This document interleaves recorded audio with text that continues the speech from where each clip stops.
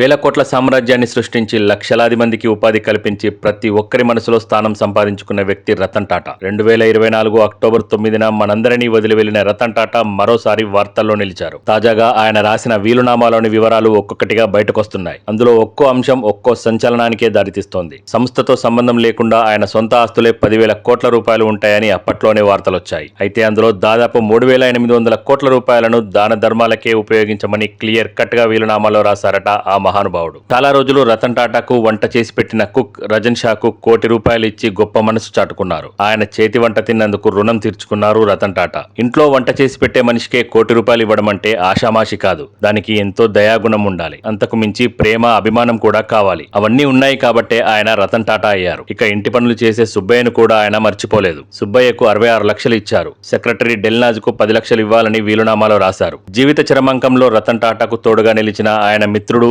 Executive assistant Shantan నాయుడుకు ఉన్న ₹1 కోటి రుణాన్ని కూడా మాఫీ చేయించారు రతన్ టాటా.